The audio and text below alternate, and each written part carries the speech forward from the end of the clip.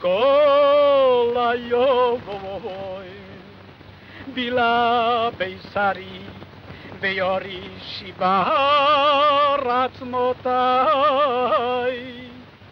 בנה לי ויקף ראש ותלה במחשך כמו שיבני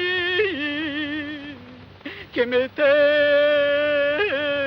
עולם היי ציון במשפט תיבדל וישובע בי לו ישקלו רעי מאומתי כבדה כחול ים אוכה אשמתי על כן נפורותי ומאמרי לאו ואבד החול מזימתי על מי אכונן בתחילה אם רגדתי או חרובתי על טוב ועל רע חייב לאור הרבי ישוב יפוך ידו כל היום בילה בשרי ויורישי בהר עצמותיי בנה לי ויקף ראש ותלה במחשך כמו שיבני כמתי עולם היי ציון במשפט תיבדל וישובע בי לו ישקלו רעי מאומתי כבדה כחול ים אוכה אשמתי על כן נפורותי ומאמרי לאו ואבד החול מזימתי על מי אכונן בתחילה אם רגדתי או חרובתי על טוב ועל רע חייב לאור הרבי ישוב יפוך ידו כל היום בילה בשרי ויורישי בהר עצמותיי בנה לי ויקף ראש שבוע טוב, מזל טוב, שלום à tous et à toutes, Bézat Hashem.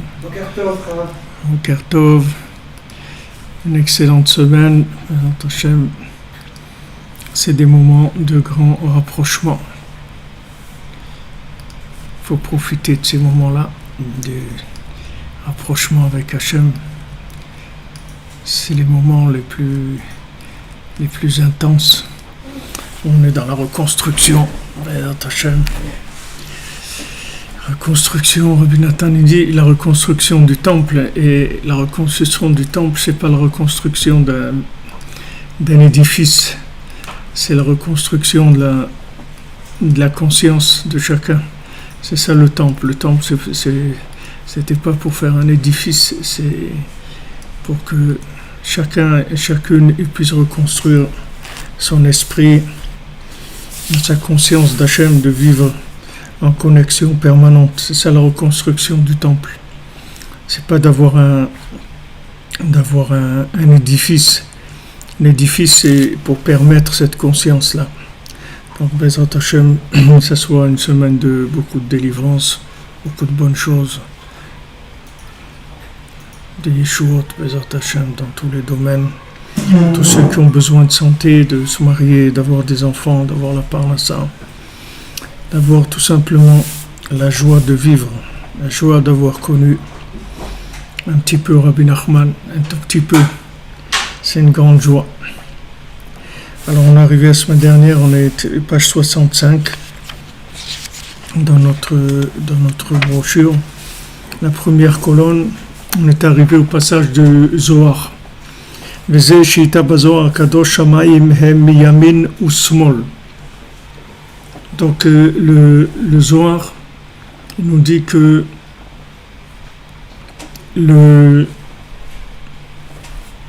les cieux sont créés de yamin ou smol, de droite et de gauche. Le ciel c'est fait avec les deux. Comme on voit au Parashat Trouma, comme c'est ramené dans le Zohar, dans la Parashat Trouma, Maya inu limina, l'eau, il y a des eaux de droite et des eaux de gauche. Veze sheita bezohar kadosh, c'est ce qui est ramené dans le Zohar, Shepa Machad, Loya Matar. Une fois, il est arrivé qu'il y avait la sécheresse, il n'y avait pas de pluie. Ou Baoul et Rabbi Shimon Bar Yochai, ils sont venus demander à Rabbi Shimon Bar Yochai de faire quelque chose. Va'amar shetzrichim leyached kudsha v'yichu shrinte beprinat apin be'apin. Il leur a dit, il faut unir Hachem et sa shrina, apin be'apin, face à face. Et c'est au prinat klaliot achar abriya bekodem abriya. Et ça, c'est le principe d'inclure après la création, avant la création. Kida, parce que sache klal ze, ce principe-là, c'est une généralité. Chez Hashem Yitbar be'atzmo keviachol nikra kudsha be'echu, que Akadosh Baruch Hu lui-même, dans son essence, il s'appelle Akadosh Baruch Hu, il s'appelle Kudsha Be'echu, Hashem. V'amshachat chiyuto, ma shemechayet kol ha'olamot. Maintenant, quand il fait descendre sa vitalité et qu'il fait vivre tous les univers, ze prinat shrina. Ça, c'est la shrina. Ou be'emet kullu chad. Et be'emet, c'est une seule chose. Qui Hashem echad ou shmo echad. Parce que Hashem, il est echad. Et son nom est echad. Et un kechiyuto davuk boit barar b'achdut gamur. Parce que la vitalité qu'Hachem y donne, elle est attachée, elle est liée à Hachem, elle est unie totalement.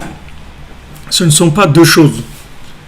L'essence du Shem Havaya, l'essence d'Hachem, qui est quelque chose qu'on ne peut pas du tout comprendre, et sa manifestation dans les mondes inférieurs, quand il donne la vitalité, quand il donne la vie au monde, c'est une seule chose, ce n'est pas deux choses différentes.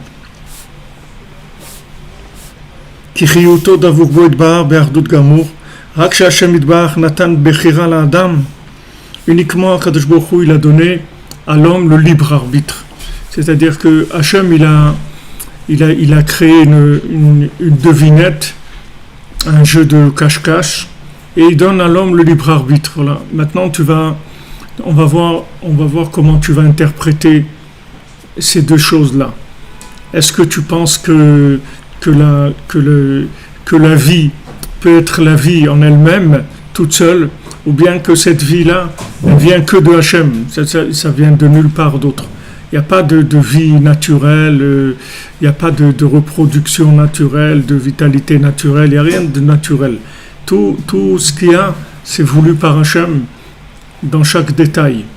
Est-ce que maintenant tu penses que c'est comme ça, ou bien tu penses qu'il y a un monde qui tourne tout seul avec des lois naturelles? Voilà le libre arbitre. C'est-à-dire il t'a donné le choix d'interprétation entre ces deux possibilités. C'est tout. C'est-à-dire il n'y a pas d'autre chose à faire dans ce monde. Une fois qu'on a déduit les choses, la provenance, alors à ce moment-là, après, on va choisir son mode de vie en conséquence. Celui qui pense que chaque chose vient d'Hachem, donc il va s'adresser à Hachem, il va être avec lui. Et celui qui pense que le monde, c'est un monde où chacun il joue avec des éléments existants, mais ce sont des éléments qui sont morts, en fait, c'est-à-dire qui sont attachés nulle part, qui sont des éléments qui tournent comme ça, tout seuls dans le monde, qui n'ont aucune attache. Alors il va vivre comme Esav et il va chercher de la logique pour essayer de comprendre comment ces éléments ils fonctionnent logiquement et comment on peut les exploiter pour avoir la meilleure vie possible sur Terre. C'est deux choix, c'est tout. Il n'y a que ça ou ça, c'est tout. Il n'y a pas d'autre choix. Il n'y a aucun autre choix. Il y a ça où tu penses que tous les éléments sont liés à Echad, ou tu penses que les éléments ils sont indépendants. Si tu penses qu'ils sont indépendants, tu as intérêt à faire une formation de logique pour essayer de comprendre comment ils fonctionnent, pour en tirer le maximum d'intérêt, de plaisir, d'avantages, etc. Et Hachem, il va te suivre, c'est-à-dire Hachem, il ne va pas te contredire. Si tu choisis la logique, il va rentrer dans le jeu de ta logique, et il va aller avec toi dans ta logique. Et si tu choisis la connexion Hachem, à Echad, tu dis non, tout vient de Echad, alors tu vas vivre dans ce qu'on appelle la providence. Donc c'est autre chose. La providence, c'est un autre mode de vie. Voilà, il n'y a pas d'autre possibilité de vivre dans ce monde. Ou ça. C'est ça le libre arbitre. Le seul libre arbitre qu'il y a, c'est ça. Après tout, ce sont des détails, des conséquences de ça. Mais il n'y a pas d'autre forme de vie. Ou c'est Hachem qui donne la vie, ou la vie, elle se reproduit par elle-même, et donc on va essayer de comprendre comment ça marche pour exploiter le fonctionnement. Donc Esav, il a choisi ça, de la logique, l'exploitation des systèmes, et Yaakov, il a choisi la connexion. Donc Esav, il dit, moi, yesh li rav, moi j'ai beaucoup, et Yaakov, il dit, moi j'ai tout. Maintenant, Yaakov, quand il dit j'ai tout, il n'a pas beaucoup. Mais il a tout. Mais ça ne change rien pour lui. Qu'il ait un peu ou beaucoup, ça ne change rien. C'est pas là-dessus qu'il va y avoir les choix. Si c'est un peu ou beaucoup. Le choix, il est est-ce que c'est branché ou c'est pas branché, c'est tout. Maintenant, s'il y a beaucoup qui n'est pas branché, c'est rien. C'est pour ça que la maison de Esav, c'est de la paille et elle va brûler. Parce qu'il n'y a rien. Parce que c'est connecté nulle part. Il n'y a pas de suite. Comme il y a des choses comme ça, vous remontez à la source, c'est rien. Vous remontez à la source de la chose et vous trouvez qu'il n'y a rien du tout derrière. C'était juste de la façade. Alors lui Esav, il joue le jeu de la façade.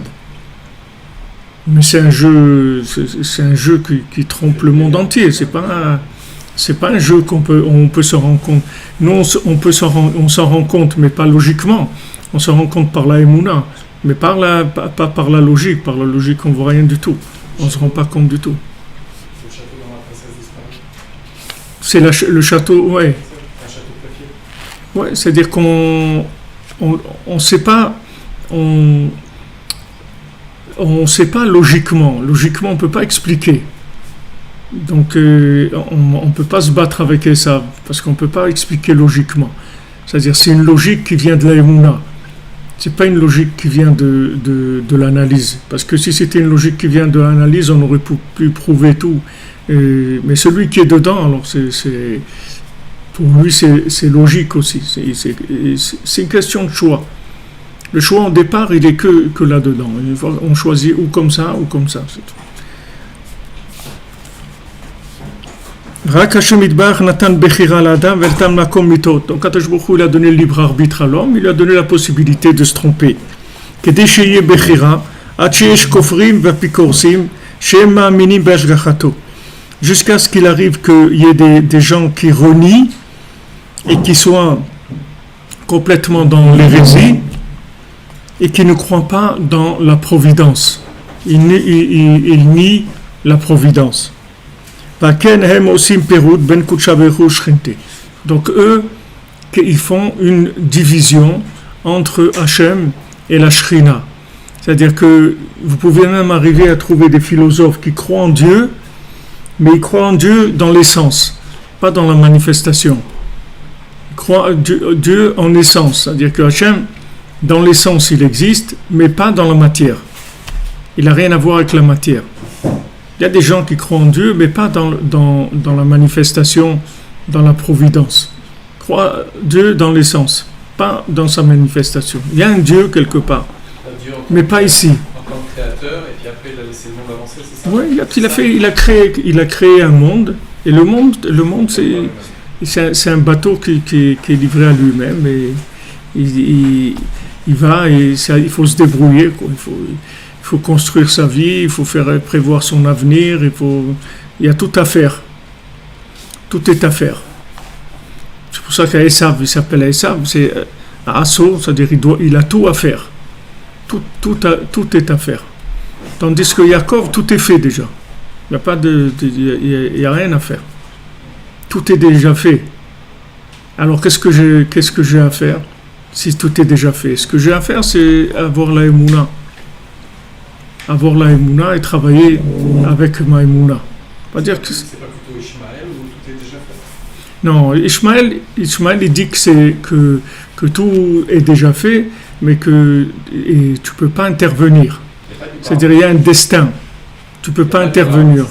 Il n'y a pas de participation. Nous, le destin, c'est pas quelque chose qui existe pour nous. C'est-à-dire nous, on n'a pas la destinée. C'est pas quelque chose qui est. Quand on parle de destin, il n'y a pas de. Notre libre arbitre, il intervient dans le choix, mais sur le temps lui-même, non?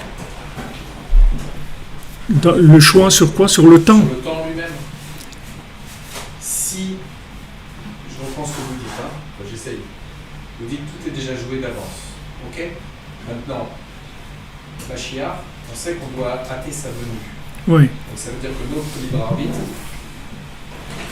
quand il intervient, c'est à ce moment-là qu'il sont. Votre libre arbitre, il intervient. Vous pouvez faire avancer les choses par le fait que vous allez créer une manifestation d'Hachem plus évidente. Vous allez faire avancer la déclaration, la reconnaissance de la royauté d'Hachem. C'est ça, c'est là où il est le libre arbitre. C'est-à-dire c'est là-dessus, c'est la participation au changement du monde. Et vous pouvez changer le monde.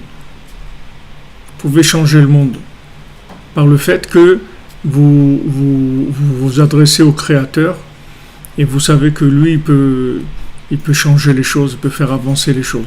Puisque chaque fois, en fait, chaque fois que vous vous adressez à lui, vous lui créez une résidence. Chaque fois que vous vous adressez à lui, vous le faites résider.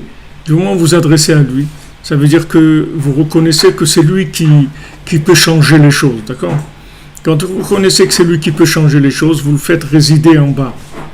Et plus vous allez faire résider en bas, et plus les choses vont aller bien. Elles vont évoluer. Maintenant, cette période-là du Khorban, David, mettez-nous un peu d'air, parce qu'on est un peu asphyxié là. Cette période-là du Khorban, c'est pourquoi Hachem il a détruit, il a détruit les murs. En fait, il a détruit les murs. C'est écrit que sa colère, il a mis sur les etzim ve'avanim, sur des pierres et des bois. C'est pas qu'il a dit je m'en vais. C'est pas qu'il a dit je m'en vais. Il a dit je viens. Je viens, mais sans que vous m'ayez invité. Donc si je viens sans que vous m'ayez invité, alors ça Quand il y a de la destruction dans le monde, c'est Hachem qui vient. Mais il vient sans qu'on l'ait invité. S'il vient alors qu'on l'a invité, alors c'est de la réparation. Et s'il vient sans qu'on l'ait invité, c'est de la destruction. C'est pour ça qu'on dit que les catastrophes naturelles, c'est un siman de la Géoula. Les catastrophes naturelles, ça veut dire que Hachem, il intervient et il veut plus être caché, il veut se manifester. Mais si Hachem il se manifeste alors qu'on ne l'a pas cherché, ça prend une forme de destruction. Et si Hachem il se manifeste quand on le cherche, alors ça donne de la construction. Donc maintenant, Hachem, il a été d'accord de construire sa maison. Il nous a donné la possibilité de construire le temple. Mais à un moment, on avait les murs, mais il n'y avait plus rien dans ces murs-là. C'est-à-dire qu'on n'y croyait plus. Il n'y avait plus de recherche, il n'y avait plus de contact avec Hachem. Les gens, ils ont commencé à exploiter le système dans leur intérêt, chacun son intérêt, ils vendaient des trucs, ils achetaient des trucs, c'est devenu quelque chose c'est devenu une affaire qui s'est exploitée.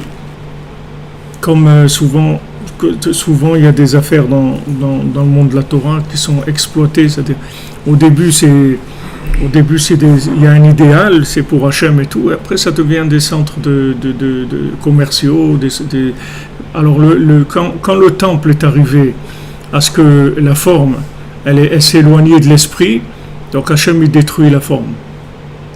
Hachem il détruit la forme. Et il va encore plus loin, il dit voilà, le troisième, vous aurez aucune participation matérielle. C'est-à-dire c'est moi qui vais faire la forme aussi, donc c'est moi qui construirai le temple. Et maintenant vous allez vous occuper que de l'esprit, que du fond. Et si maintenant, tant que vous ne serez pas sincère et que vous ne voudrez pas vraiment, il n'y en aura pas. C'est-à-dire les périodes d'essai sont terminées. Vous avez 15 jours pour rendre la marchandise ou 30 jours. La période d'essai est terminée. Si maintenant vous voulez, vous achetez. Si vous ne voulez pas, vous rendez. Mais il n'y aura plus de période d'essai. Il y a eu 2 essais.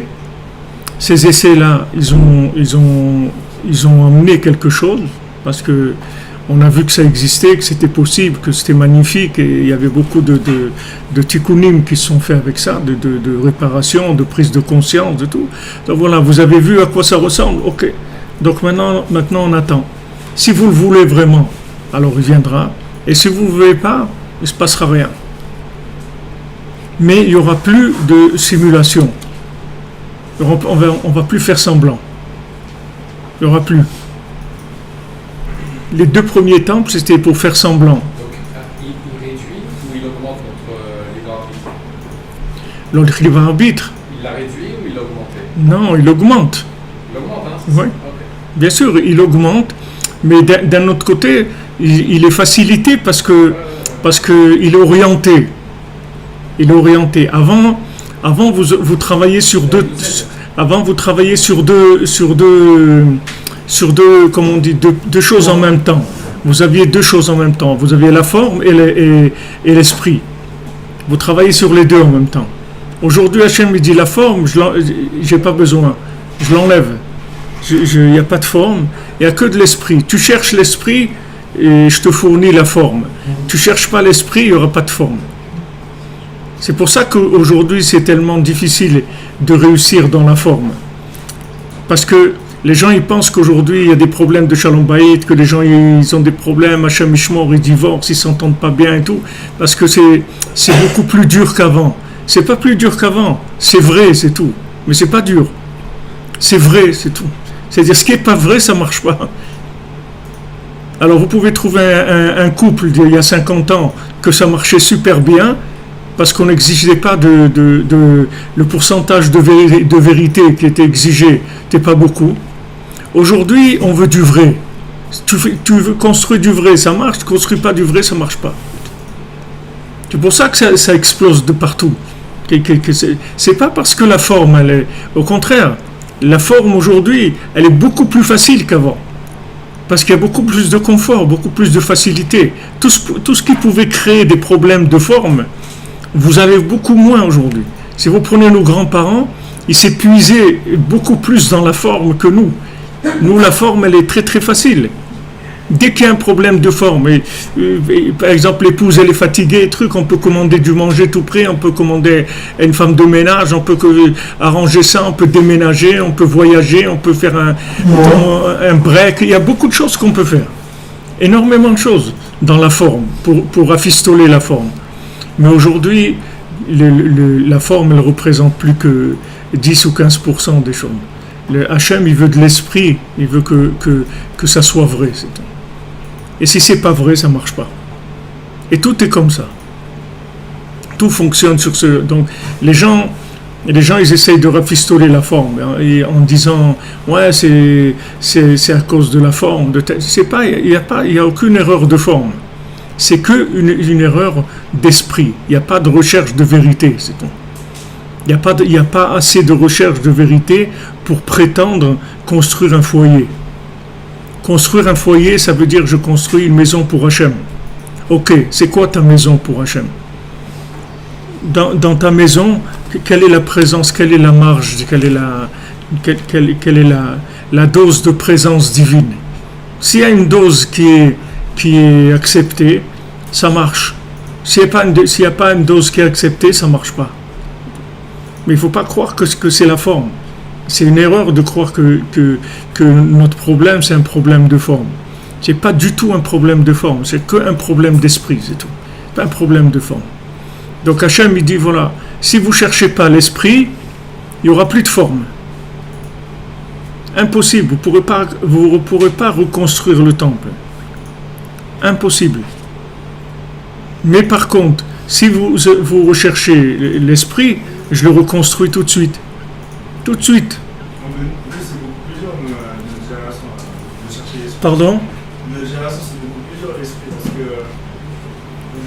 de commencer à déjà essayer de faire un foyer dans la Torah, déjà, juste pour trouver notre cibouk, c'est compliqué, on est perturbé par tout ce qu'il y a autour de nous.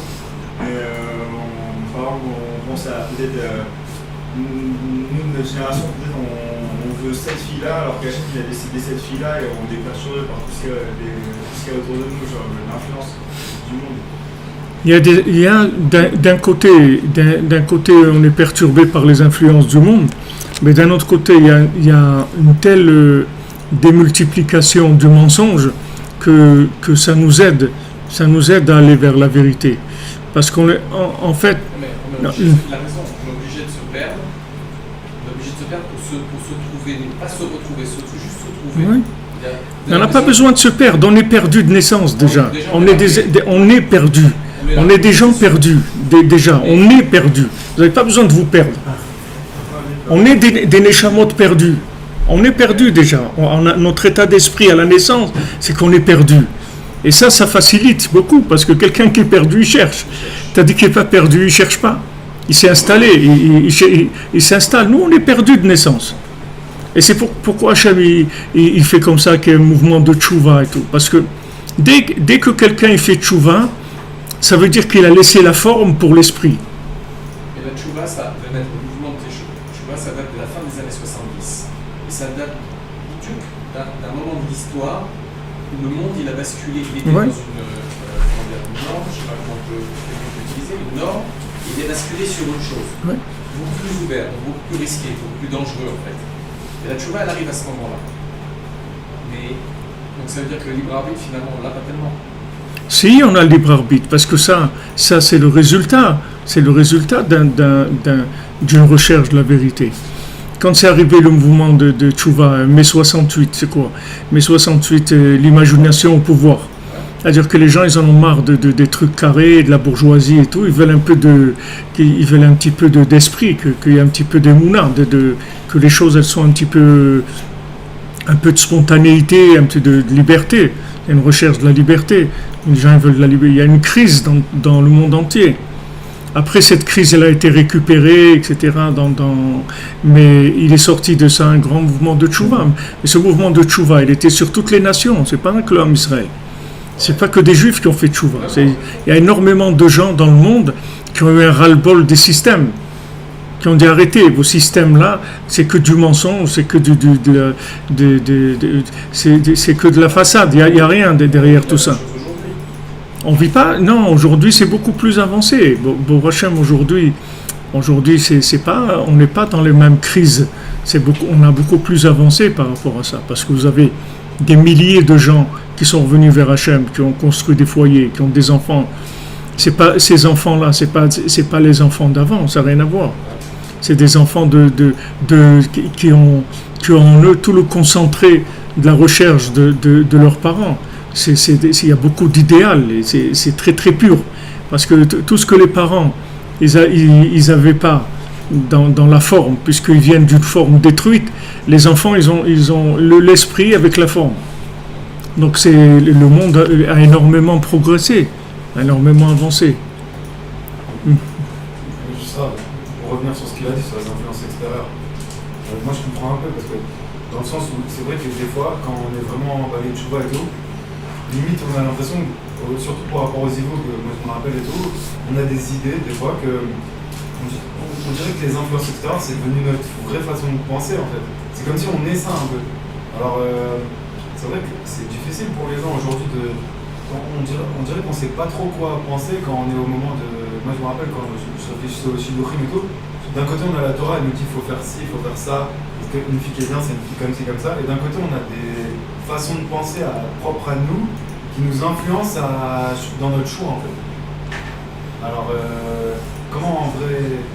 Il y a un point sur lequel maintenant tu as ce point-là, il t'a permis d'abandonner le mensonge qui était lié à la forme.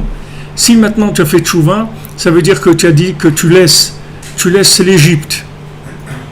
Tu laisses l'Égypte. Ça y est, tu laisses. Dans sa généralité, c'est-à-dire que tu as rejeté tout un système. Il y a un point de contact qui t'a fait rejeter tout ce système-là. Sinon, tu ne peux pas faire tchouva. Sinon, tu es touriste, tu vas regarder, tu vas fréquenter un peu la synagogue ou des trucs comme ça. Mais faire tchouva, c'est-à-dire décider de changer de vie, ça c'est parce que tu as vu quelque chose qui a basculé tout le reste. Tu as pu jeter tout le reste parce que tu as vu quelque chose. Ok, ce point-là, c'est lui qui va t'aider toute ta vie à faire les bons choix. Ce point-là, il va au début, il va faire la grande révolution, le grand changement. Tu vas passer d'un monde à l'autre. Mais après, tous les petits choix que tu vas avoir à faire tous les jours, ce point-là, il va être présent dans ces petits choix-là. Et même si maintenant, dans la carrosserie, si tu veux, mentale, il y a des éléments qui sont égyptiens, si tu veux, il y a des éléments qui sont restés égyptiens, mais ça fait partie de la carrosserie, c'est pas le moteur, c'est pas l'esprit. L'esprit, c'est que tu as trouvé la force de laisser complètement l'Égypte et de partir.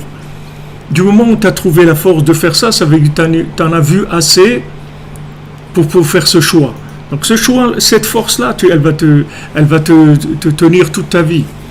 Un Baal Tshuva, toute sa vie, il est dans le renouveau, dans l'enthousiasme et tout. S'il se vend pas, s'il commence après à se vendre et tout, bon, après ça, il y a de la récupération.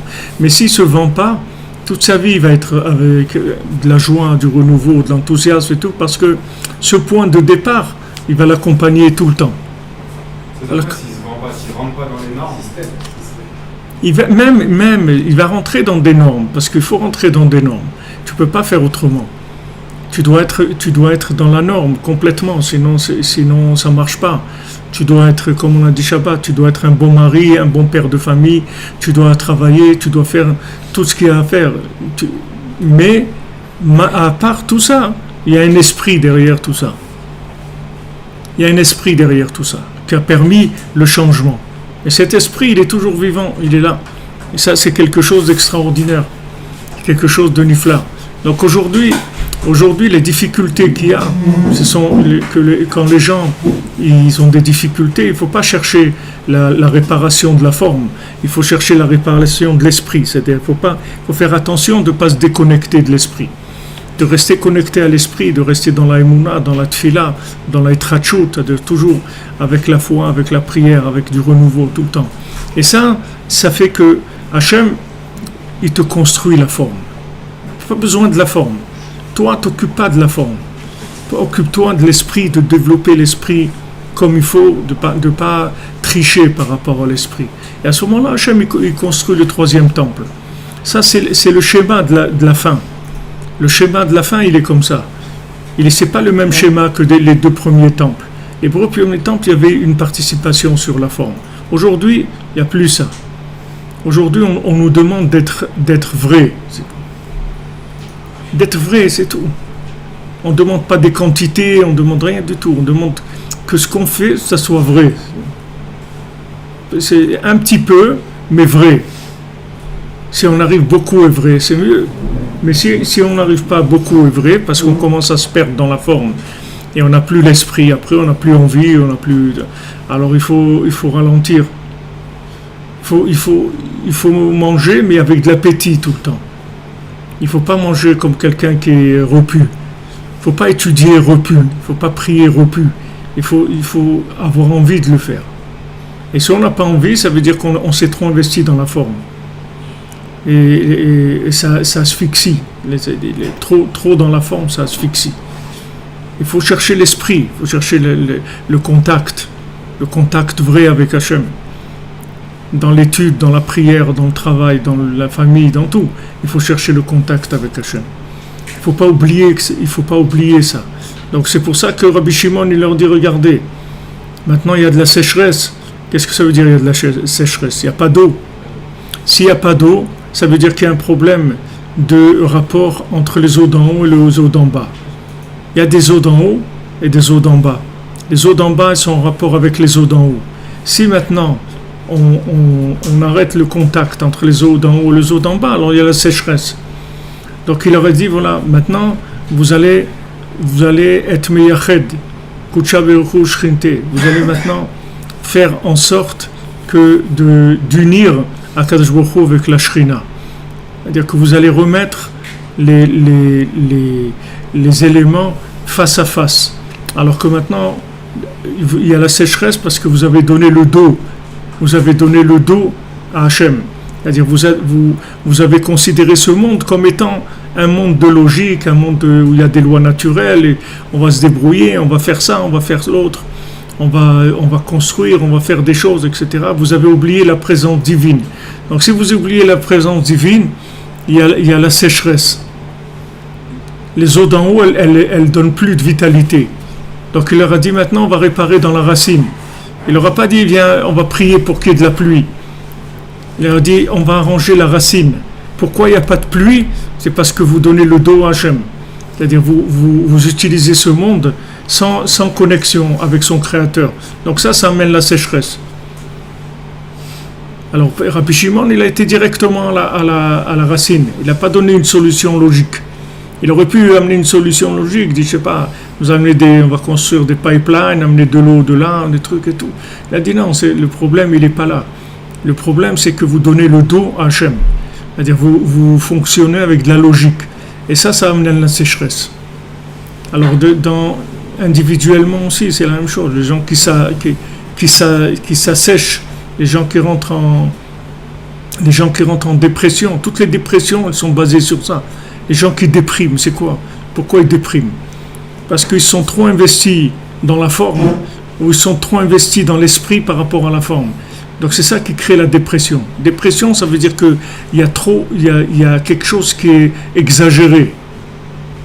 Si quelqu'un s'investit trop dans le social, dans le familial, dans tout, Rabbeinu il dit dans l'Écoute Moran, il dit quelqu'un, il peut passer sa vie entière que pour le fonctionnement social, pour arriver juste à fonctionner. Et l'esprit où il est, t'as rien fait. Alors ça crée de la dépression. Parce que quand quelqu'un s'est investi dans le social de façon exagérée, il peut être sûr qu'il va arriver à des déceptions. Et ces déceptions vont lui créer des dépressions.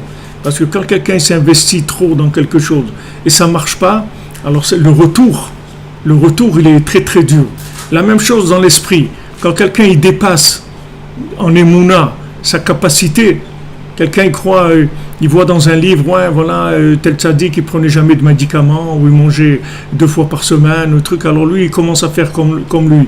Et après, ça explose. C'est pourquoi ça explose? Parce que dans l'esprit, il est rentré plus que ce qu'il devait rentrer. En fait, c'est que l'équilibre entre ces deux éléments-là qui s'appelle le bonheur, la joie, la simcha. Il faut qu'il y ait un équilibre entre les deux, tout le temps, tout le temps. Comment on peut savoir le juste milieu? L'équilibre, c'est la simcha. C'est ça, c'est la simcha, l'équilibre. Quand il y a de la simcha, ça veut dire que c'est équilibré. Quand il n'y a pas de simcha, ça veut dire que c'est déséquilibré. Il y a des gens qui font beaucoup d'avodat Hashem, de l'étude, la prière et tout, mais ils n'ont pas de simcha. Ils sont très énervés. Ils sont très parce que c'est pas des gens qui sont pas bien. Ils sont bien. Ils ont vu dans des livres, il faut faire comme ça. Il veut faire tout ce qu'il a vu écrit dans des livres. La seule chose qu'il n'a pas fait attention, c'est que il sait pas à qui ça s'adresse. Il croit que ça s'adresse à lui. Ça ne s'adresse pas à lui. Ce sont des sources d'inspiration, c'est beau, c'est magnifique de voir ça. C'est beau, ça inspire. Comme on dit que chacun il doit dire Matai yagiu ma'asai le ma'aseh avotai. Pourquoi la Gemara elle te dit ça? Pourquoi elle te dit chacun il doit se dire quand est-ce que mes actions arriveront aux actions de mes parents, de mes ancêtres? Pourquoi elle te dit pas fais-le? Fais-le. Pourquoi elle te dit ça? Alors on dirait que c'est radio nostalgie. Truc, truc, hasra, comment c'était super et tout, il faisait des trucs et tout. Non, parce que si tu veux, ce que tu vas prendre de tes ancêtres, c'est que l'inspiration, c'est tout. Mais tu vas pas copier-coller la forme, sinon tu exploses. Si tu coupes lui la forme tu peux pas.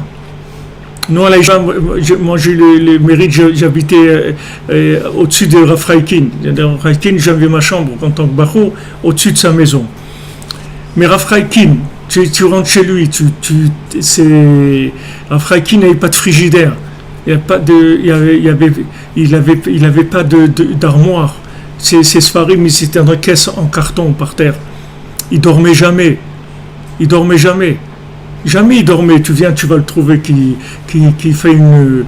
trace 3 heures de sommeil ou un truc comme ça. Ça n'existe pas. Il se repose un peu, c'est tout. Mais c'est pas un Inyan qui va se dormir.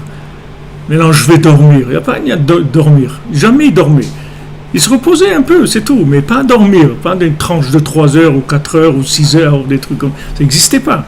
Maintenant, si tu veux copier cette forme-là, mais tu vas t'exploser. Tu vas tomber malade.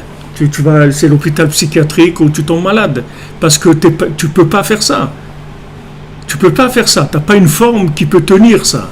Seulement, ça va t'inspirer. Ça va t'inspirer que quand tu vois que lui, il dort pas toute la nuit, alors toi, ça va t'aider à te lever un quart d'heure plus tôt. Tu comprends? Tu as pris ça, tu l'as distillé et tu l'as utilisé à ton niveau. Et ça va t'aider. D'abord un quart d'heure plus tôt, après une demi-heure, après tu vas avancer, c'est tout, tu vas te construire. Mais les gens, ils font copier-coller. Ils voient un truc, ils disent, ouais, moi je vais faire comme Chafetz Chaim, je vais faire comme celui-là, je vais faire comme celui-là. Mais tu n'es pas comme lui. Tu n'as pas la même machine, tu n'as pas la même carrosserie. Ils ont une carrosserie d'un autre monde complètement. Derrière, il y a tout un travail. C'est ce qui a été fait. Alors maintenant, les gens, soit ils disent j'essaye de copier et ils n'arrivent pas, ou bien ils explosent, et soit ils disent non, ça c'est d'autres, ça c'est des tzadikim et tout, ça n'a rien à voir avec nous. Et ça c'est pas vrai non plus. Ça a à voir avec toi, mais seulement il faut distiller l'énergie et l'adapter à ton moteur. Si tu as un moteur qui tourne avec 10 volts ou 5 volts ou 50 volts, il faut que tu traduises dans l'énergie dont tu as besoin. Et là, ça te permettre de progresser. Maintenant, le rétroviseur, pour savoir si tout marche bien, c'est la simcha. Il faut qu'il y ait de la simcha dans ta avodat Hashem. Il faut que quand tu poses la nuit ta tête sur l'oreiller, tu es content, tu es satisfait, tu as une sérénité intérieure. Tu n'es pas dans les nerfs angoissés, trucs et tout. Tu es bien dans ta peau. Ce que tu fais, ça correspond à ce que tu as envie de faire. Et tu es dans le rythme qu'il faut. Tu as de la simcha. La simcha, c'est ça qui donne la dose. C'est pour ça que d'ailleurs, pendant ces jours-là, on doit réduire la simcha. D'abord, on dit, pourquoi c'est écrit qu'on est Memaet Besimcha, on réduit la simcha. Ça, c'est la preuve qu'on doit être Besimcha tout le temps. Si on te dit que quand il vient Av, il faut réduire, ça veut dire qu'on suppose que tu es tout le temps Besimcha. Alors maintenant, pourquoi pendant cette période-là, tu dois réduire la simcha? Parce que c'est une période de déséquilibre, c'est pas une période équilibrée. Il y a une période où il y a la destruction de la forme. Donc c'est pas une période équilibrée du tout. Donc tu peux pas être mitnaïk besimcha, parce que le simcha ça retraduit un équilibre. Tandis que là, la maison elle a été détruite, c'est-à-dire la forme elle a été détruite. Donc on peut pas parler de simcha. On peut pas parler. Mais quand c'est une période de construction, là il n'y a pas de problème. Vous voyez, c'est aujourd'hui, pourquoi il y a tellement de dépression? C'est uniquement pour ça. C'est parce que il y a trop de les gens. Ils s'attachent à un esprit qui est au-dessus de leur capacité. Ou bien, ils s'attachent à une forme dans le social complètement. Ils exagèrent. Donc, à un moment, comme ça ne marche pas, l'un sans l'autre, il ne marche pas. Si vous trichez dans l'autre, si vous augmentez le dosage de l'un par rapport à l'autre, ça ne marche pas.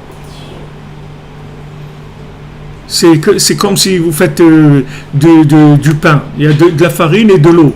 Maintenant, si vous êtes déséquilibré, vous pouvez faire des kilos et des kilos de pâtes, vous n'allez jamais faire du pain, parce qu'il y a trop d'eau, trop de farine. Il y a un équilibre entre les deux. Il y a du dosage.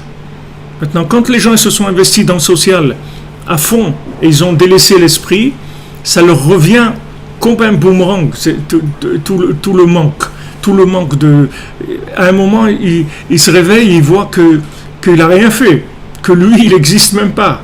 Il s'est investi complètement dans le social, il n'existe même pas. Et s'il s'est investi trop dans l'esprit, ça lui revient à la même chose. À un moment, il a l'esprit, il a tout, mais il n'y a personne autour de lui, il est tout seul. Donc il n'y a rien, ça n'existe pas. Même Rabbi Nachman, il a dit, si je n'avais pas eu Rabbi Nathan, il ne serait rien resté de moi. Il ne serait rien resté de moi. Rien du tout.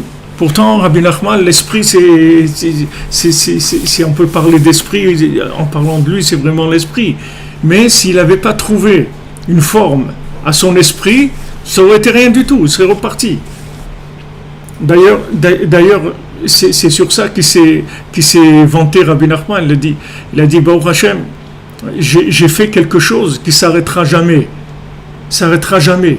Jusqu'à Mashiach, jamais ça s'arrêtera. Pourquoi? Parce qu'il a trouvé un élève comme Rabbi Nathan. C'est ça qui a permis que son... Qu'est-ce que c'est un élève? Ça veut dire qu'il a trouvé quelqu'un qui avait une forme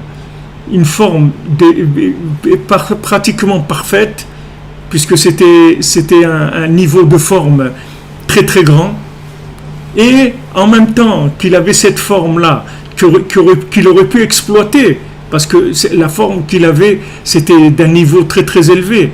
Et cette forme-là, il l'a complètement soumise à l'esprit du maître.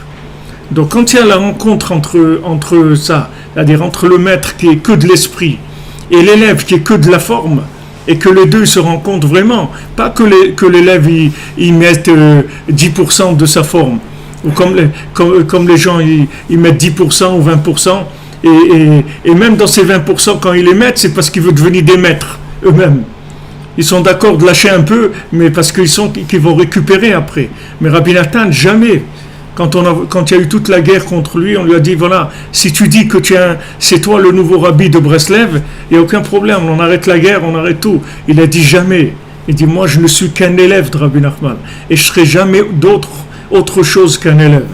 Parce qu'il savait que si jamais la forme, elle devenait l'esprit, tout était perdu. C'était fini. S'il se présentait en tant qu'esprit, tout était fini, puisque l'esprit du Rav ne peut plus passer, puisque lui se présente en tant qu'esprit lui-même. Alors toute la mala de Rabbi Nathan, c'est ça, et Yoshua Benoun, c'est la même chose. Quand Hachem il a vu cette grandeur-là de Yoshua Benoun dans la soumission à Moshe Rabbeinu, il a dit voilà, lui, il va tout faire. Lui, il va tout faire. Il dit, mais moi je suis rien et tout. Non, t'es pas rien. T'es pas rien du tout. Parce qu'on va te donner tout, le souffle divin, l'inspiration, tout, tu vas arriver à tout faire. Donc, dans le livre de Yoshua, c'est écrit que tant que Yoshua Benoun, il était vivant, Moshe Rabbeinu, il était vivant. Même s'il il était déjà décédé, mais il était vivant. Pourquoi? Rashi dit, tant que quelqu'un il a un élève dans le monde, ça veut dire qu'il est vivant. Quand est-ce qu'il est plus vivant? C'est quand il a plus d'élèves. Quand il n'a plus d'élèves, ça veut dire qu'il n'a plus de forme. Il n'y a plus une forme, il n'a plus de maison où résider. Donc il n'est plus là. Il est monté quelque part. Il est quelque part en haut, pas de problème. Peut-être qu'il est dans un endroit très très beau, magnifique. Mais nous, ce qui nous intéresse, c'est que ça soit en bas aussi. Rabbi Nachman il dit c'est bien d'être en haut, mais il faut être en haut et en étant en bas aussi. Il faut les deux.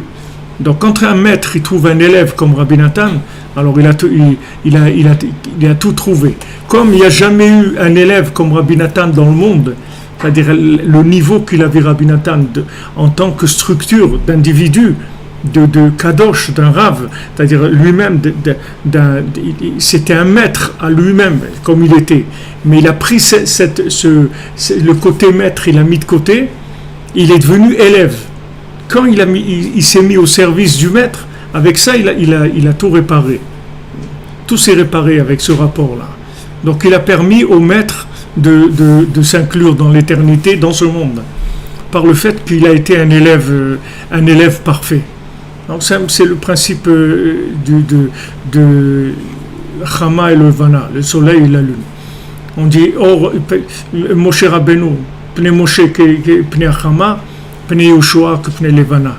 Le visage de Yoshua, c'est comme le visage de la lune.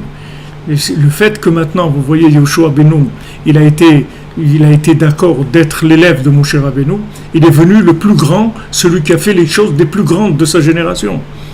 Alors que si vous le prenez à lui comme il n'était pas du tout voué à être le plus grand, pas du tout.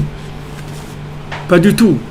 Mais seulement la soumission qu'il a eue à son maître, c'est ça qu'il a fait que la forme, elle est arrivée au maximum de ce qu'elle peut arriver.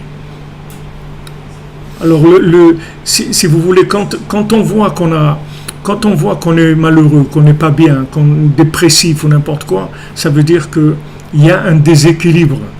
Ou vous investissez trop dans la forme, dans le social, ou vous investissez trop dans l'esprit. Il faut un équilibre tout le temps. Il faut que les deux ils fonctionnent ensemble. Le moteur et la carrosserie, il faut les deux. Vous ne pouvez pas dire, moi je m'occupe que du moteur, la carrosserie. Parce qu'un jour, la carrosserie, elle va te rattraper. Comment ? Tu vas rester sur le bord de la route. Parce que les pneus, ils ont crevé, parce que des trucs, parce que la carrosserie, elle va te rattraper. Et le moteur, il ne va plus servir à rien.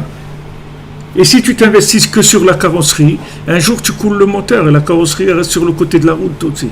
Même si elle est pimpante, tout brillante et qu'elle marche impeccable, si tu viens de changer les amortisseurs, tout. Mais si le moteur, tu ne l'as pas entretenu, il y a un moment, il va te lâcher. Donc, toute la vie, en fait, c'est cet équilibre-là. Alors, il y a des gens qui ont peur. Ils ont très peur. Ils s'investissent beaucoup dans la forme parce qu'ils ont peur que ça ne marche pas. Alors, ils s'investissent beaucoup dans le social. Beaucoup, mais ils délaissent l'esprit. Mais il faut savoir que l'esprit va te rattraper un jour. Tu ne peux pas jouer avec l'esprit. Tu vas voir qu'il va te rattraper. Un jour, tu vas sentir un vide total. C'est ça la dépression. C'est ce vide-là. C'est ce vide-là. C'est-à-dire que les gens, ils marchent dans le monde, ils ne comprennent plus rien ce qui se passe autour d'eux. Rien. Ni à leur famille, ni à leurs enfants, ni à leur travail, ni rien. Les gens, ils débranchent tout, ça explose. Tout le social, il explose. Et de l'autre côté, c'est la même chose. C'est-à-dire que la personne, elle s'est investie dans l'esprit, elle est rentrée dans un idéal de façon très très forte, et après, la forme, elle te rattrape. Le corps, il te rattrape. Le corps, il va te demander, tu m'as privé de tout. Il va commencer à te lâcher. Et quand le corps il te lâche, ça y est, c'est fini. L'esprit, là, il n'y a plus rien. Donc, toutes les causes de dépression, elles viennent de là. Chacun, il a des tendances plus à la forme qu'à l'esprit, ou plus à l'esprit qu'à la forme, selon ses midotes. Si quelqu'un vient du côté des chassadim, du côté de droit d'Avraham Avinu, il a tendance plus à l'esprit qu'à la forme. C'est pour ça qu'Avraham Avinu, si vous le poussez au maximum, c'est Ishmaël, c'est-à-dire c'est la destinée, tout est écrit, tout est réglé, t'as rien à faire du tout. Si vous prenez l'extrême de Avraham Avinu, quand ça rentre dans l'exagération. Et si vous allez à gauche, c'est la forme, c'est Esav. C'est-à-dire s'investir à fond dans la forme, et l'esprit, il n'y a pas à s'occuper de l'esprit, c'est que la forme. Parce que s'il y a la forme, il y a tout. C'est pas vrai. C'est pas vrai. Il faut les deux. Et chacun, il a un équilibre entre les deux aussi. Il n'y a pas une formule magique, on va dire, ah ben là, tu t'investis tant dans la forme, tant dans l'esprit. Parce que quelqu'un qui est de droite, il a besoin beaucoup plus de forme que quelqu'un qui est de gauche. Et quelqu'un qui est de gauche, il a besoin de plus d'esprit que quelqu'un qui est de droite. Donc, chacun, il a un travail à faire, c'est pas, qui est personnel. Il n'y a personne qui peut te dire, voilà, c'est comme si, ou on va donner une formule générale. Pour ça que Rabbi Nachman, il n'a pas de formule générale. C'est-à-dire, il te donne... Les formules générales, c'est que tu dois parler avec Hachem tous les jours, tu dois étudier la halakha. Voilà, parler avec Hachem, étudier la halakha, c'est la forme et l'esprit. L'esprit, c'est tu communiques avec Hachem, la forme, c'est la halakha. La halakha, c'est la forme de vie. Comment je vis, comment je mets mes chaussures, comment je bénis, je fais la bracha sur les fruits, comment je fais les tilat yadayim, comment je garde Shabbat, c'est toute la forme. La halakha, c'est la forme. Donc si j'ai pas la forme, tu ne peux pas mettre un esprit dans une forme qui n'est pas cachère, ça n'existe pas. Il faut que la forme elle soit cachère. Donc Rabbi Nachman il met en priorité l'étude de la halakha parce qu'il faut que tu vives comme un juif. Il faut que tu aies un récipient qui soit cachère. Mais d'un autre côté, il dit si tu ne parles pas avec Hachem, tu vas te perdre dans la forme. Tu vas te perdre dans la forme, tu vas t'investir dans la forme, et après un moment, tu vas te sentir complètement paumé. C'est vrai que tu as construit, tu as fait ça et ça et ça, mais à un moment, l'esprit, il disparaît. Il n'y a plus de ratson, il n'y a plus de vouloir, il n'y a plus d'amour, il y a plus de... La chose, elle ne vit plus. Donc, il y a pas de... On peut pas se sauver. C'est-à-dire qu'il faut les deux. Mais, Rabbi Nachman, il donne le tikkun, c'est individuel. Rabbi Nachman, il traite les gens individuellement. Il n'y a pas des thérapies de groupe. Il n'y a pas de thérapie de groupe, c'est individuel. Chacun, il doit vivre sa vie seul. Il doit savoir qu'il est seul.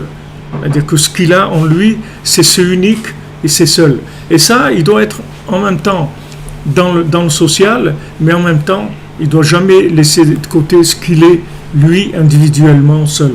Parce que si tu triches sur l'un ou sur l'autre, ils vont te rattraper à un moment. Et quand ils te rattrapent, c'est la dépression. Vous voyez des gens comme ça, ils fonctionnent très très bien, un truc et tout. Et d'un coup, vous voyez, tac, ça saute. Mais pourtant, il dit, c'est incroyable, c'était quelqu'un toujours joyeux, il faisait rigoler tout le monde, et truc et tout. C'est vrai, il faisait rigoler tout le monde, était toujours joyeux, etc. Et tout ça, dans le social, ça marchait très très bien.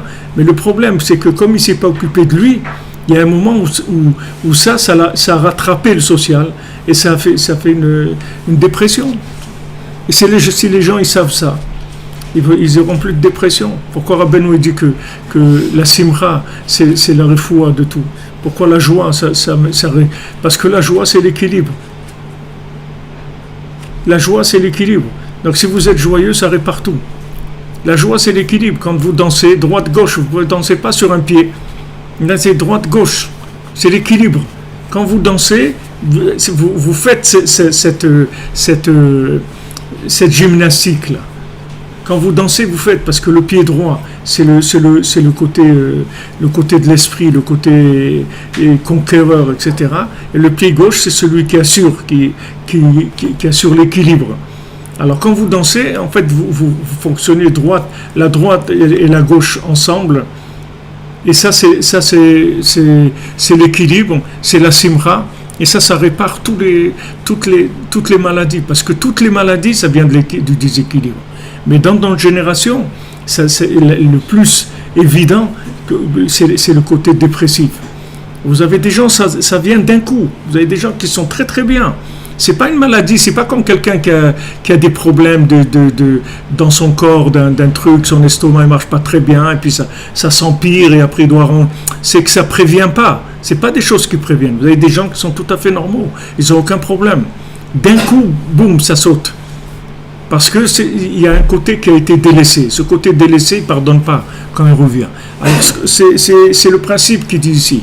C'est Kudsha Berechu Shrinte. C'est-à-dire, il y a l'esprit, c'est l'essence d'Hachem, et il y a la forme, c'est sa résidence ici en bas.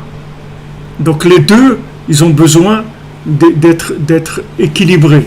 C'est-à-dire qu'en bas, on doit créer une forme pour faire résider l'esprit. Et la forme, elle n'a de but que de faire résider l'esprit.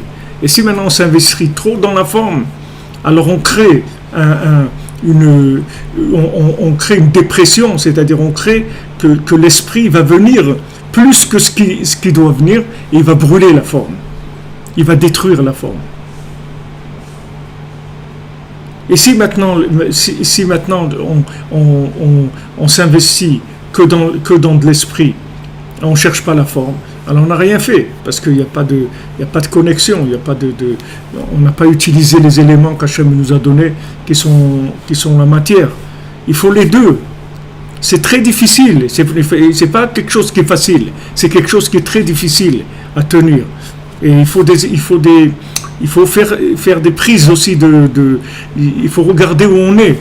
C'est-à-dire sans arrêt, il faut voir où on est. Est-ce qu'on n'est pas trop là-dedans? Il y a des périodes dans la vie où on n'a pas le choix. On est obligé d'aller beaucoup plus dans le social.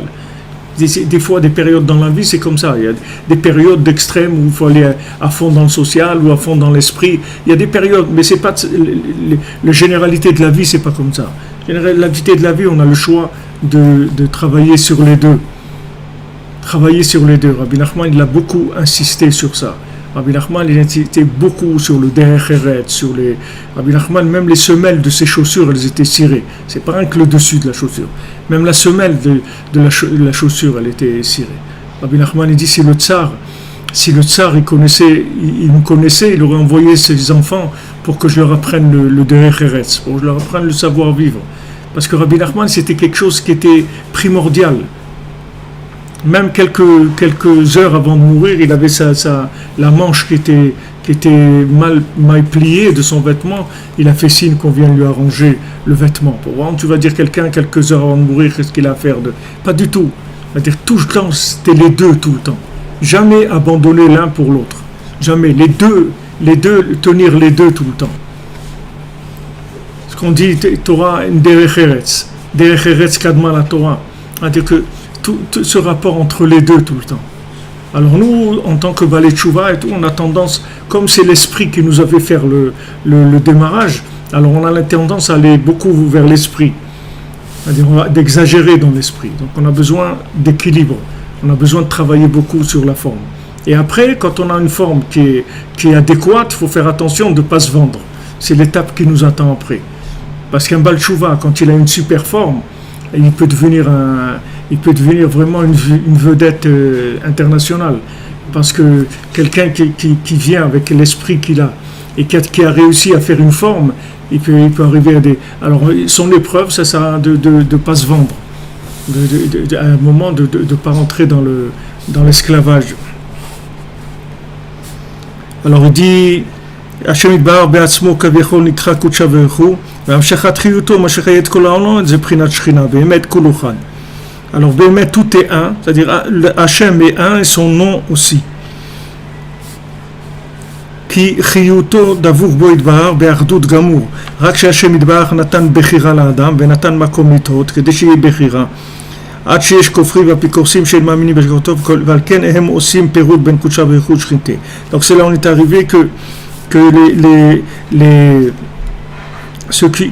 les hérétiques, ce sont des gens qui séparent Hachem de son monde, c'est-à-dire ils veulent pas laisser Hachem rentrer dans le monde, c'est-à-dire connecter ce monde avec Hachem.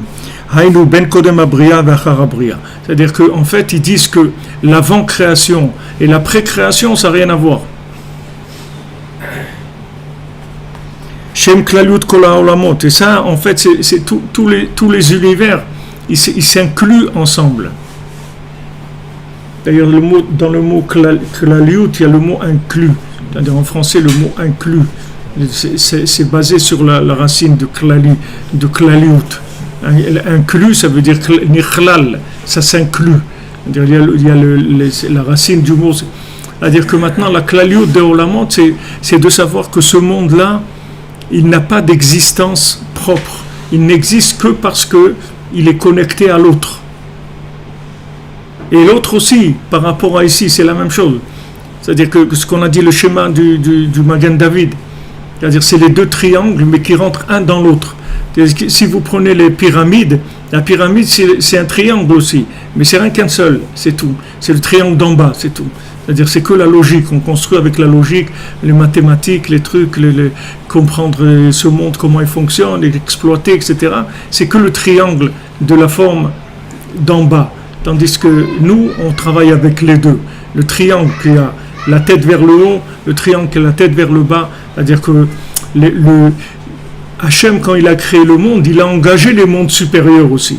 C'est pas que les mondes supérieurs sont restés indépendants. Même les mondes supérieurs, ils sont dépendants des mondes inférieurs. C'est-à-dire que comme Rabbeinu dit ici, qu'il n'y a pas de reconstruction, il n'y a pas de reconstruction, c'est pas la reconstruction, mais Hachem ne rentre pas dans Jérusalem d'en haut tant qu'il n'y a pas Jérusalem d'en bas qui est reconstruite. Donc il y a un engagement des mondes supérieurs.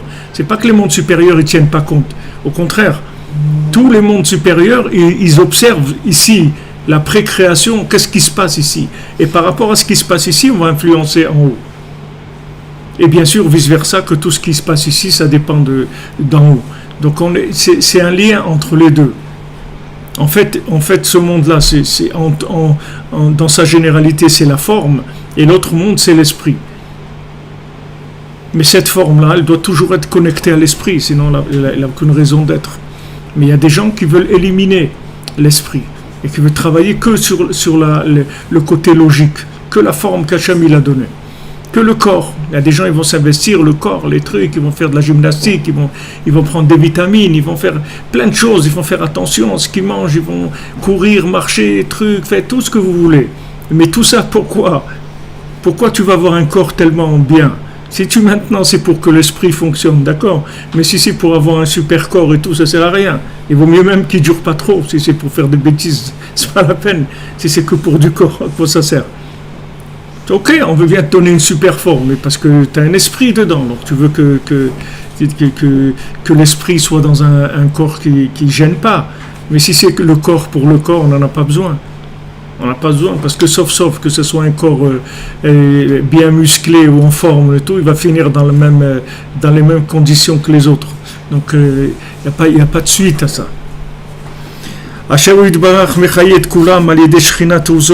Akadosh Baruch Hu, il donne la vitalité à tout avec sa présence, sa résidence. Ou behemet yefshar lehavin davar ze ech Hashem yitbarach shehu meromam al kol manig ou machayet kulam. Comment behemet, c'est-à-dire que logiquement, on ne peut pas comprendre ça. Comment Akadosh Baruch Hu, qui est au-dessus de tout, de toutes sortes de formes, et comment il peut donner la vitalité dans ce monde-là matériel, c'est-à-dire comment Hachem, qui est infini, il donne la vitalité dans un monde matériel. C'est pour ça que le principal, c'est la Emouna. C'est avec la Emouna qu'on peut vivre cette ambivalence-là, sinon on ne peut pas.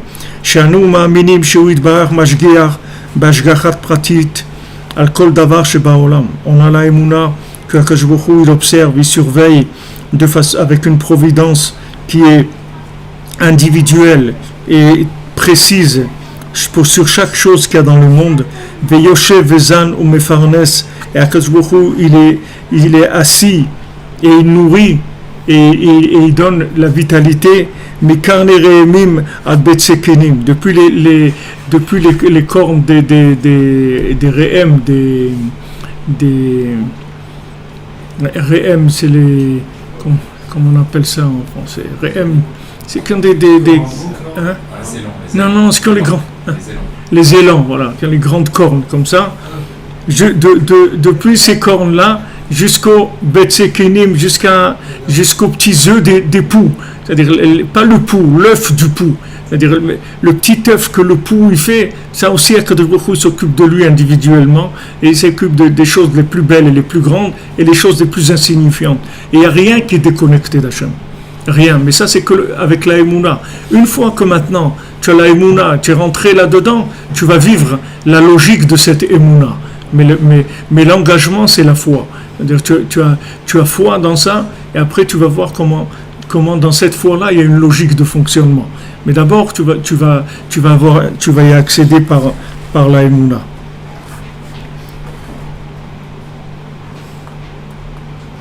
Voilà, Bezat Hashem, Shavua Tov, les bonnes nouvelles, Bezat Hashem, beaucoup d'Atzlach à tout le monde, beaucoup de réussite.